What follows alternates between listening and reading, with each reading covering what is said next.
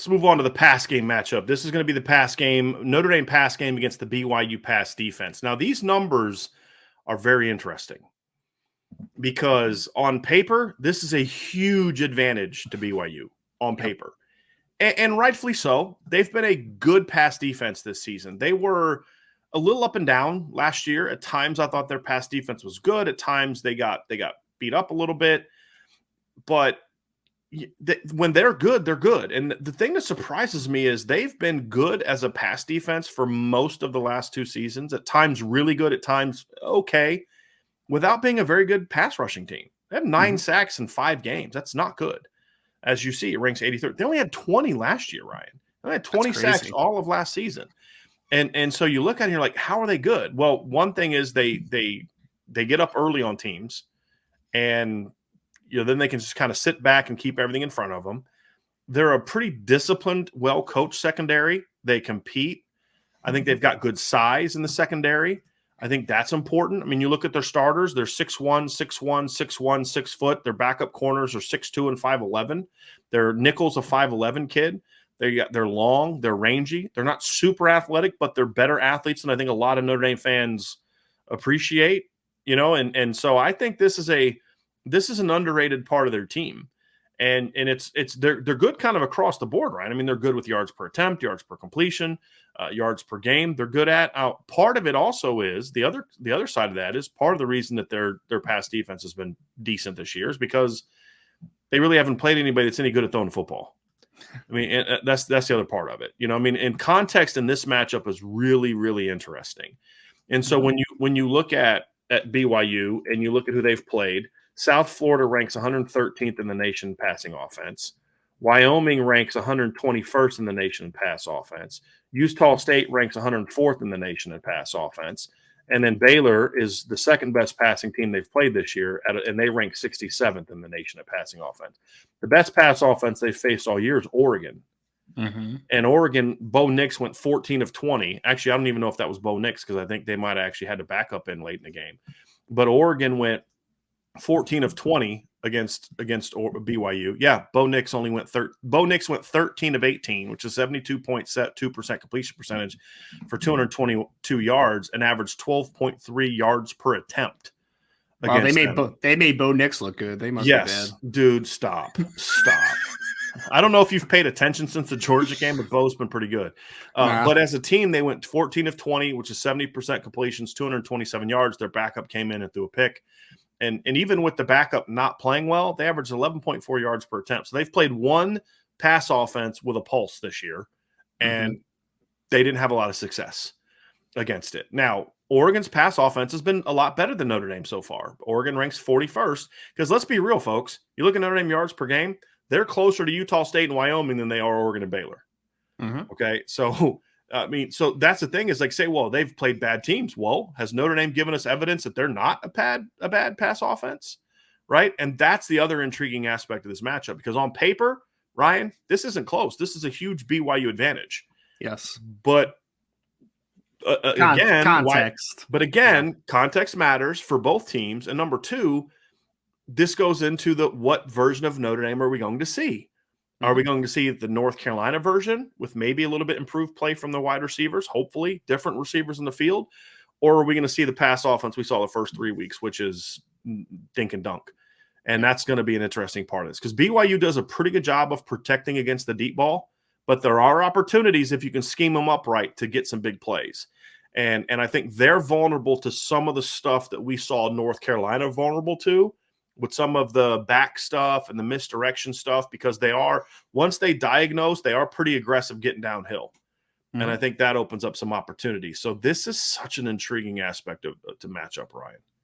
Especially, I mean, there's a lot more opportunities, especially if the run game comes to play, right? If the offensive line's firing off early on, there's going to be, the safety's going to have to creep up a little bit. You're going to have to take some chances in one-on-one. I'll say this though, Brian, I was really impressed by the BYU secondary because I didn't know what to expect, to be honest. Because, I didn't look at the numbers before I started, and I didn't know any of the starting secondary players. Like, I knew Tyler Beatty, I knew Peyton Wolgar, I knew some of the linebackers. I didn't know any of the defensive backs, if I'm being completely honest. And I'll say this: Caleb Hayes was probably the biggest surprise I had when watching film, the Oregon State transfer at corner. Yeah. I thought he is 6 foot, 195 pounds, pretty good size, but he's a really sticky, good cover man. Like he's pesky is how I would refer to him, right? And I think you kind of get that in the whole level of the secondary. Like they're just really solid football players, man. Like I don't think that there's anybody that stands out that you're like, wow, that guy is a next level dude, that's an all-American, like all that type of stuff. But they're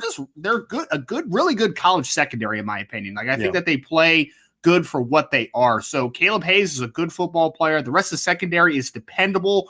Don't give up a ton of explosive plays, play with good discipline on the back end. So this is one where Notre Dame's has to be able to take advantage of the opportunities they do have, because you're not going to get this team out of position secondary-wise a ton, in my opinion. But when you do, you have to capitalize on the opportunities, because to your point, Brian, at the end of the day, Notre Dame's wide receivers and pass catchers are more athletic than what BYU has on the back end. It's just BYU is playing more technically sound football. That was also true against Marshall and Cal. And right now, here's the interesting thing. Do you know how many plays Caleb Hayes played against Oregon? I don't. The answer is 8. Wow. He got hurt in that game. And then he didn't play against Wyoming the next week.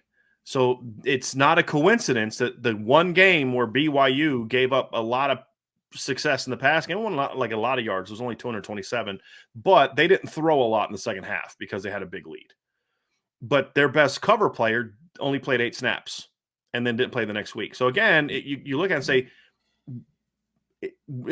put it like this: if Notre Dame played a game without their best player and didn't have success in that game at the position he plays, but then we're really good every other game that he's played in, you'd say, hey man, that's not really who we are. We didn't have a good game because our best guy didn't play. Well, that's exactly what we're going to see against BYU. And so to me, this ties into the previous breakdown. If Notre Dame doesn't have success running the ball, and this game becomes about the Notre Dame receivers and Drew Pine ripping up the BYU defense, that could be a problem because it is a smart, very experienced, savvy group of players that are long and physical in coverage, but not physical to the point where they get grabby. You need the run game to have success. You need to get the safeties thinking about more than just covering Michael Mayer and the receivers, and then get yourself in some one-on-ones. I think that's where Notre Dame can scheme up some success. And then at the end of the day, the receivers have to play better. Simple as that. As a group, they have to play better. And if they don't, then they're going to have some problems. Now, Tom Maurice can help that by putting certain guys on the field and using other guys. Like this is this needs to be a great tendency breaker game for Notre Dame in the pass game, because they're going to look at you and they're going to say, okay, 87 you're going to throw to, but 9 and 85 have 0 targets all year. So if 87's in the game with other tight ends, we don't need to worry about those guys because they're not factors, right? When we see 29 in the game, he's not really a factor. There's certain aspects where when Notre Dame has certain personnel on the field, that guy ain't getting the ball in the pass game. This needs to be a game where you go 13 personnel and throw a couple times in a row, at a different looks and say, hey, you can't zero in on us. It needs to be a game where you put 15 on the field and they're not going to be prepared for him, and you get him a couple shots down the field to loosen them up. Those are all things that good coaches do coming out of the break. That's why self-scouting is important. Hey, look, guys, we have literally not thrown a ball to our number 2 and number 3 tight ends that are in the game right now. And we've only thrown 3 balls to our number 2 tight ends all season. That can be something to our advantage. You can look at it and say, hey, we're not doing it right. Or you can say, hey, this is something we can use to our advantage, especially with like a guy like Eli Raridan, who has been a really good blocker so far for Notre Dame, by far their best blocking tight end. So that's where a play action shot could be a big play, some kind of, movement action where he's off on the backside or front side and he's blocking the edge and he sneaks to the backside. Remember that play that they did against Stanford in 2018 at the end of the game, where that Alizé kind of blocked and Ian kind of rolled out. Alizé blocked and then snuck backside and Ian just threw it back, caught it, ran to the end zone. Yeah, it's just a little tight end leak, man. That's all it something is. like that. It's great. Right. Yeah. We know Notre Dame has that in their repertoire. That's the point. Tommy was on that staff. So I think there are some things that you can do in this game that are great tendency breakers that you can take advantage of and steal some yards early. And I think if you can have a big tent, because I say this, Ryan, you know this is a defensive guy. You played defense. You were a defensive coach. Yep. When a team comes out and rips you with a tendency breaker, that puts you on your heels big time. Mm-hmm. Because now you're on the sideline scrambling, like what the heck just happened? You know what I mean? Yep. And now you're not thinking about we're coming back the next series and we're going back to our bread and butter and we're doing this. I think that's going to be a really important piece of this. But as I said at the end of the day, Drew Pine's got to be every bit as decisive and accurate as he was against North Carolina, and the receivers have to play better because all those things can steal you some yards, but at the end of the day, you can't steal yards 12 times. 13, 15 times. You can steal yards for 2 or 3 big plays, like we saw against Carolina. The leak from Logan Diggs, the throwback bootleg pass to Logan Diggs. You can do that. You saw it against Cal with Estime and Tyree. You can't do that 15 times. Yeah. Those will get you a couple big plays, which for Notre Dame set up points, but they only scored 24 points against Cal. Right? And so it comes to using that to then bolster opportunities for Lorenzo Styles and Braden Lindsey, hopefully Tobias Merriweather. Those things are going to have to be a big part of this, Ryan, because I promise you one thing. With BYU's length and athleticism, you had 2 guys listed in your breakdown today that are kind of like safety or former safety type of guys or long and rangy type of guys that can run with Michael Mayer more than what we've seen so far this year. Not saying they can run with him like, he still has an advantage, but they're long and athletic and veteran enough where they can say, hey, we're going to have some things for 87. Somebody else is going to have to beat us.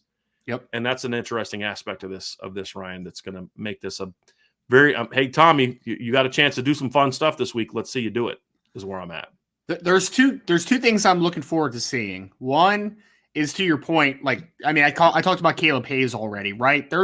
From a fundamental perspective, I think the cornerback position is more proven for BYU, or the secondary is just more proven than what Notre Dame has at wide receiver right now, right? There's talent advantage is clearly, in my opinion, in Notre Dame's favor.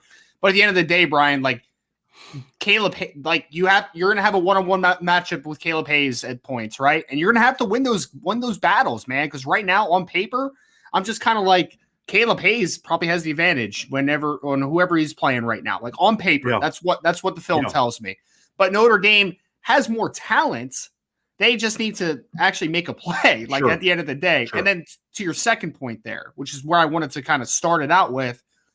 The tight end position for Notre Dame is very interesting in this football game because, like you said, BYU has some longer athletic kids on the second and third level, like Tooley that we talked about. Peyton Wilgar will do some stuff in space. Bywater can run a little bit at inside. He plays a little more inside, but he can still cover the seam up a little bit. I think that they'll have a plan for Mayer, but if you're in a multiple tight end sets, let's say that they're with Mayer and Raritan on the field, for instance, or Mayer and Stays, it doesn't really matter. What is the matchup that you're going to go to against the second tight end for Notre Dame? Right. And I know, like you said, Notre Dame has not targeted either one of those players at this point, but I felt like for the last couple weeks, it's coming with Raritan. It has to be coming soon, in my opinion, right?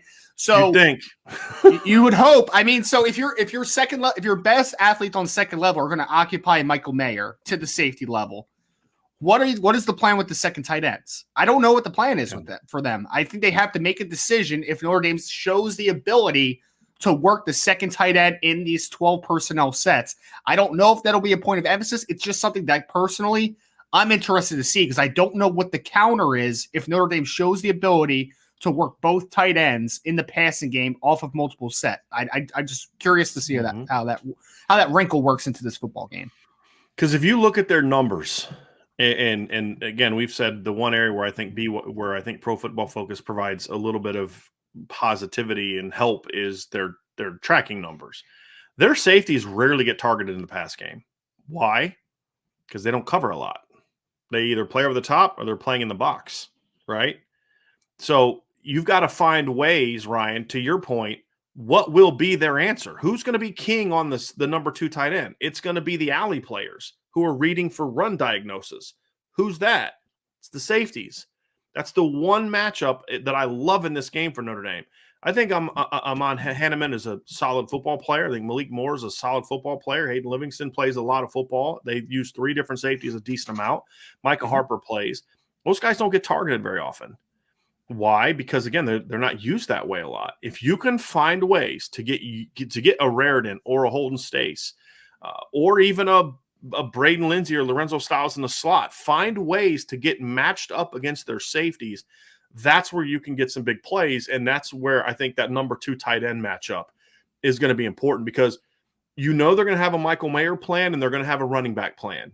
Notre Dame has averaged 88 receiving yards a game the last 2 weeks with their running backs. They've had over a 30-yard gain in the pass game with their running backs in each of the last 2 games, and they would have had another long gain if it wasn't for the end zone stopping Chris Tyree after 21 yards, right? I mean, he was going to – if you were running that play from your own 20, it's an 80-yard touchdown. I mean, that's how open Chris Tyree was. So you've seen that now 3 times in both of Notre Dame's wins. Who are they going to be using to stop that, Ryan? Based on what we've seen, I would assume that it's going to be the linebackers. So you're going to have the linebackers really occupy with Michael Mayer and your running backs. Mm-hmm. That's why I think Notre Dame, if they're willing to be creative and use personnel, we see good teams do this all the time. Hey, we know where we're good, and we know that they know where we're good. So here's what they're going to do to defend that, and we've got some answers for it going into the game. And that's where I think you can get some really interesting matchups with your number 2 tight ends. Because do you really think BYU is like, hey, guys, let's make sure we're ready to stop Eli Raritan and Holden Stace this week? With the whole 0 combined targets. The whole 0 combined targets, exactly.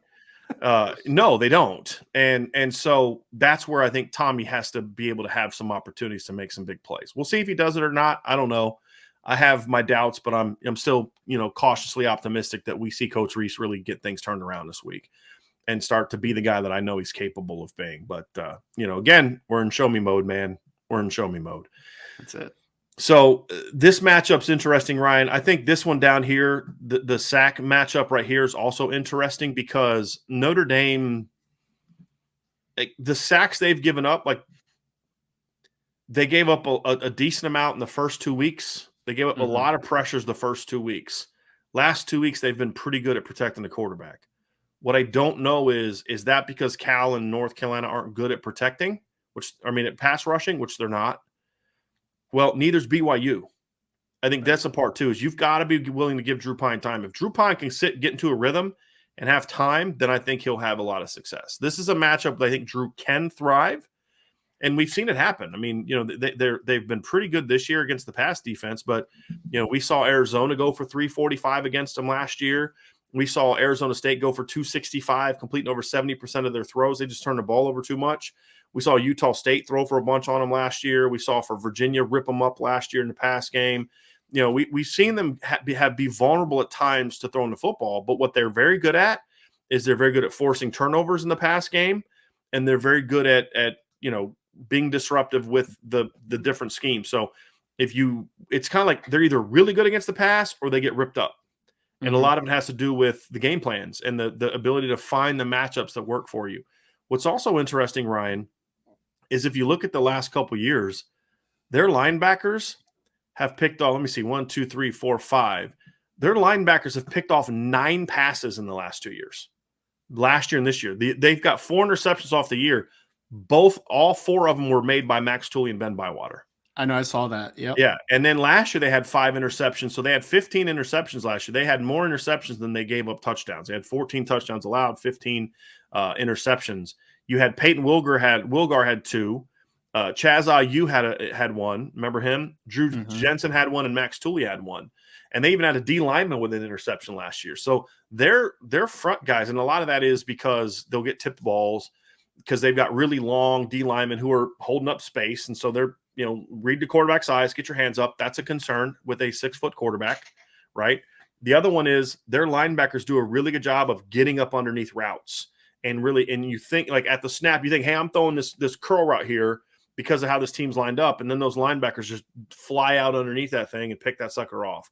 Or they'll tip balls, that they'll pick off. So that's going to be an interesting part of this too. You've got to protect the football. Drew Pine did a great job of that the last 2 games. Outside of one play, right? The fumbled snap. You've got to continue that against BYU. No question about it. The sack talk's gonna be interesting, Brian, because like you pointed out, BYU is not great at getting after the quarterback, and for just a 1-versus-1 comparison here, when a team is struggling at something, this isn't the week that you want it to become a strength, right? Like you want to be able to just let them continue to not be an effective pass rushing team. And I think when you look at this lineup that they have, they don't really have a one-on-one pass rusher that gives me worry that like, hey, Notre Dame, has a disadvantage at that spot, right? Like, I mean, we mentioned Tyler Beatty, who I think is a good football player. I know he was limited last week, obviously, but he's not a one-on-one pass rush kind of guy. No. He's a physical 5 technique, like 4-4-I. Like he's going to do that dirty work type of stuff, right? Like that's what his role in this defense is. I don't think they really have a guy that I say one-on-one, he's an issue, right? Like there's no Isaiah Foskey on this football team. There's nobody even close to that regard. So Notre Dame offensive line-wise, we talked about the big emphasis on the running game. We also need in the pass game this needs to be a clean pocket for Drew Pine all day. Because if it can be, I think they're going to have opportunities. And right now, BYU has not shown you through the first handful of games that they are effective getting after the quarterback. And if they are not, then they have to start worrying about like, hey, do we bring some second-level pressures? Do we mix and match stuff? Are we going to blitz Peyton Wilgar, put him on the line of scrimmage more? Then you kind of get out of your comfort zone a little bit. So interested to see if Notre Dame can continue to make the pass rush, which has not been a strength to BYU, and I don't want to call it a weakness, but not a strong point for him. But that's why, to me, Ryan, the run game is so important. And to me, when you look at the run game, what BYU does that gives them a lot of success is they drop a lot of dudes in coverage. They don't care about rushing the quarterback. Schematically, it's just not an important thing for them. You saw it last year, you saw it this year. They're just not a team that really puts a lot of emphasis on trying to find ways to get after the quarterback. As I said, last year in 13 games, they only had 20 sacks. 8 of them came in the first 3 games. Yep. And, against Arizona, had 4 against Arizona, 2 against Utah, 2 against Arizona State. And then they had 3 in the bowl game against UAB. And they didn't do a whole lot beforehand. The year before, they only had 26 sacks. And the funny thing is, who they had the most sacks against that year?